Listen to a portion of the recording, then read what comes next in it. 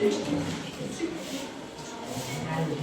सवाल है यदि किसी वर्ग का भुजा कितना मीटर है 20 मीटर है तो क्या निकालना है क्षेत्रफल परिमाप और विकर्ण निकालना है। तो 20 मीटर है ना तो सब भुजा कितना हो जाएगा 20 मीटर। क्यों? क्योंकि वर्ग की सभी भुजाएं क्या होती है आपस में समान होती है या बराबर होती है ना। तो सबसे पहले क्या निकालेंगे क्षेत्रफल है ना। तो लिखो पहले क्योंकि वर्ग की भुजा वर्ग कितना है ये बताओ 20 मीटर है ना इसलिए वर्ग का क्षेत्रफल बराबर कितना हो जाएगा भुजा स्क्वायर या ए स्क्वायर और भुजा का मान कितना है 20 तो 20 का स्क्वायर कितना हो जाएगा 400 मीटर स्क्वायर। समझ आ गया ना। चलो आगे ध्यान दो। सवाल नंबर दूसरा ये पहला था सवाल बोल रहा है क्या परिमाप। तो वर्ग का परिमाप कितना हो जाएगा बताओ। वर्ग का परिमाप क्या होगा या तो चारों परिमाप का योग लिख लो या 4 गुने 1 भुजा लिख लेंगे है ना।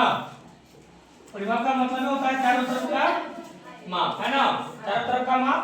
तो 4 गुने 1 भुजा तो 4 गुने भुजा कितना दिया है 20 तो 20 चौके 80 मीटर इसका आंसर हो जाएगा। सवाल नंबर 3 है जो वर्ग का क्या निकालना है वर्ग का विकर्ण निकालना है। तो वर्ग का विकर्ण बराबर वर्ग का विकर्ण बराबर फॉर्मूला क्या होता है मालूम है ना √2 गुने 1 भुजा या √2a है ना। तो √2 गुने भुजा कितना है 20 इसका आंसर कितना हो जाएगा 20√2 मीटर। अगर ये सवाल समझ आ गया है एक सवाल दे रहे हैं सबको बना के लाना है। सवाल दो सवाल लिखो जल्दी। यदि किसी वर्ग का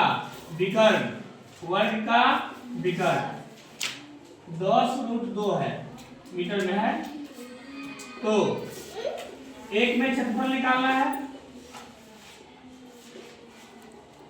है ना और दूसरा परिमाप निकालना है।